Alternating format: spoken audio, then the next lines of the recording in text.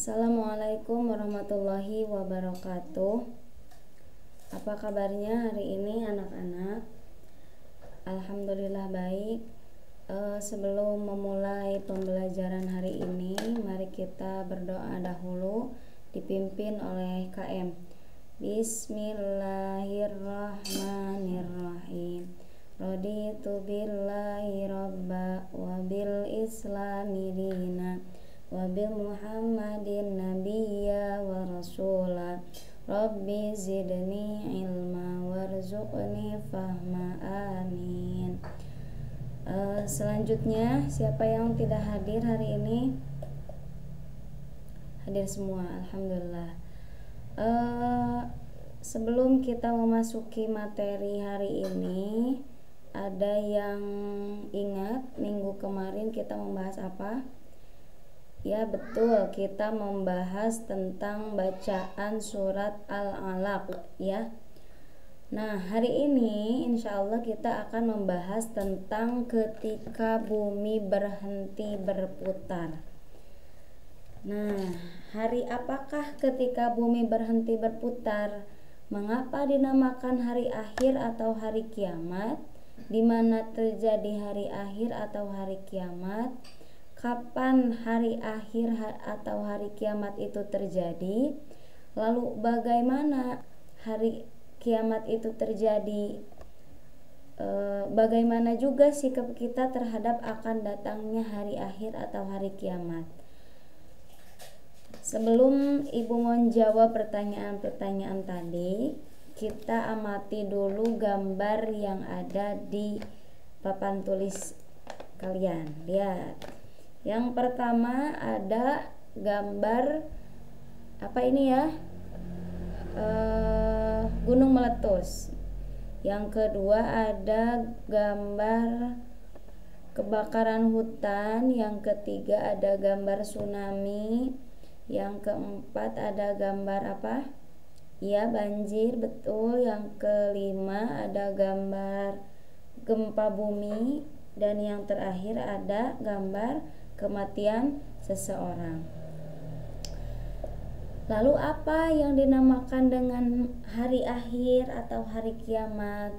Menurut dalil akli, dalil yang bersumber dari akal, ada juga yang bersumber dari dalil nakli, yaitu dalil yang bersumber dari Quran, hadis, ijma, dan qiyas yang terdapat dalam Quran surah Al-Qari'ah ayat 1-11 dan Quran surat Az-Zalzalah ayat 1-8. Mari kita baca dulu bersama-sama Quran surat Al-Qari'ah. A'udzu billahi minasyaitonir rajim. Bismillahirrahmanirrahim. Al-Qari'ah mal Qari'ah wa ma adraka mal Qari'ah. Yauma yakunun nasu kal farashil mabthuth wa takunul jibalu kal ihnil manfush fa amma ma thaqulat mawazinuh fahuwa fi 'ishatir radiyah wa amma man khaffat mawazinuh fa ummuhu hawiyah wa ma adraka ma hiyah narun hamiyah. Shadaqallahul azim. Terdapat juga dalam Quran surat Az-Zalzalah ayat 1-8. Ayo baca kembali. Bismillahirrahmanirrahim. Idza zulzilatil ardu zilzalaha wa akhrajatil ardu athqalaha wa qalal insanu ma laha yawma idzin tuhadditsu akhbaraha bi anna rabbaka awha laha yauma idzi yasdurun nasu ashtatan liyuraw a'malahum faman ya'mal mithqala dzarratin khairan yarah wa man ya'mal mithqala dzarratin syarran yarah. Shadaqallahul azim. Lalu apa sih hari kiamat itu? Hari kiamat adalah hari berakhirnya seluruh kehidupan, seluruh yang ada di alam raya ini akan mati. Tidak akan ada satupun makhluk yang hidup kecuali Allah Subhanahu wa ta'ala. Hari akhir juga disebut juga hari kiamat. Lalu kapan hari kiamat itu terjadi? Hari kiamat tidak diketahui kapan terjadinya. Hanya Allah Subhanahu wa ta'ala yang mengetahui kapan peristiwa hari kiamat itu terjadi. Tapi kita harus percaya hari kiamat akan datang. Percaya kepada hari kiamat adalah rukun iman yang kelima. Setelah hari akhir atau hari kiamat, seluruh makhluk di dunia ini tiada. Tidak ada satupun makhluk di dunia ini yang hidup. Kemudian setelah hari kiamat, apa yang terjadi dengan manusia?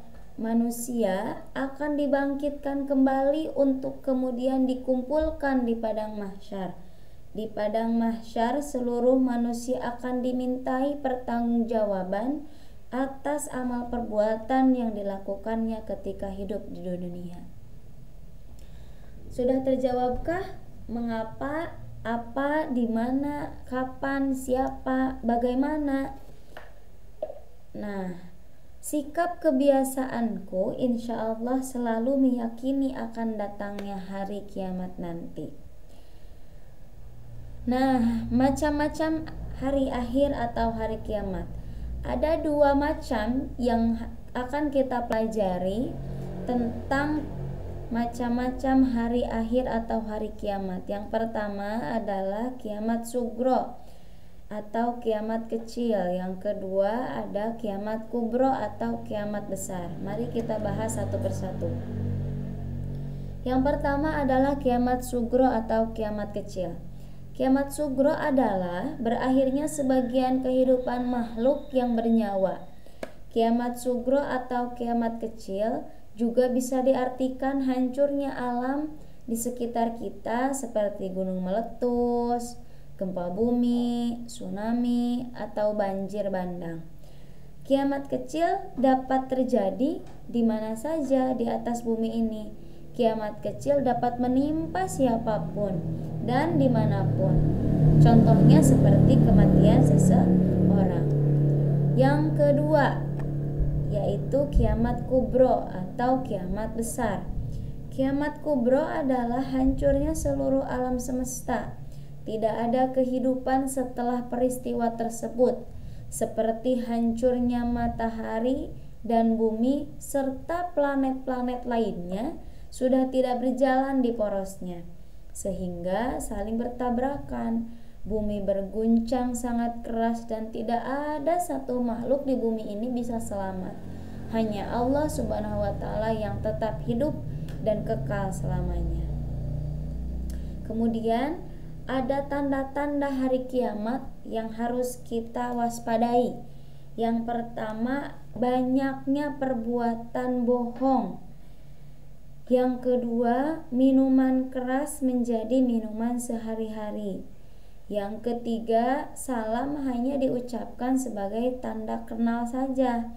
Yang keempat, mencari rezeki yang tidak halal sudah menjadi kebiasaan. Peperangan dan kekacauan, kehancuran kota-kota besar, orang-orang bodoh yang dijadikan sebagai pemimpin, dan runtuhnya nilai-nilai akademik. Jika tanda-tanda kiamat ini sudah ada, maka kita harus segera waspada, kiamat akan segera terjadi. Yang selanjutnya, perilaku yang mencerminkan iman kepada hari akhir. Seperti apa perilaku yang mencerminkan iman kepada hari akhir? Beriman kepada hari akhir merupakan rukun iman yang kelima. Orang yang beriman kepada hari akhir artinya mempercayai bahwa suatu saat akan terjadi peristiwa hancurnya seluruh alam semesta. Orang yang meyakini hari akhir memiliki perilaku sebagai berikut. Yang pertama, meyakini bahwa peristiwa hari akhir akan terjadi. Yang kedua, berusaha untuk menjaga amal solehnya. Yang ketiga, senantiasa menggunakan waktu untuk beramal kebaikan. Kemudian, hari akhir atau hari kiamat mempunyai nama-nama lain. Contohnya seperti yang pertama yaumul qiyamah, ada lagi yaumul akhir, ada lagi yaumul hisab, ada lagi yaumul fasli, kemudian yaumul jam'i, yaumut taghabun, dan yaumul fathi. Lalu apa hikmahnya dari kita beriman kepada hari akhir? Yang pertama, bertambah yakin dengan kebesaran dan kekuasaan Allah Subhanahu wa Ta'ala. Yang kedua, kita akan bertambah semangat mengerjakan amal kebaikan, karena setelah hari kiamat terjadi, amal perbuatan manusia akan ditimbang amal baik dan amal buruknya. Jadi kita harus memperbanyak amal baik di dunia ini. Yang ketiga, menghindari perbuatan yang dilarang oleh Allah Subhanahu wa Ta'ala, seperti berkelahi, menggunakan obat-obat terlarang seperti narkoba, terus minum minuman keras itu tidak diperbolehkan, mencuri, memfitnah, dan sebagainya. Yang keempat, hikmah beriman kepada hari akhir adalah bersikap jujur, disiplin, dan bertanggung jawab dalam melaksanakan pekerjaan. Apapun pekerjaan kita, apapun tugas kita, apapun PR kita harus bertanggung jawab menyelesaikan dengan baik agar mendapatkan nilainya dengan baik. Yang kelima, hikmah beriman kepada hari akhir adalah selalu waspada dan menjaga lingkungan sekitar rumah atau sekolah. Ya, menjaga dari apa saja? Menjaga dari lingkungan yang kotor, menjaga dari orang-orang yang jahat, ya. Yang keenam, tidak menunda-nunda sholat. Ya, orang yang sudah tidak menunda-nunda sholat berarti hatinya sudah beriman kepada hari akhir.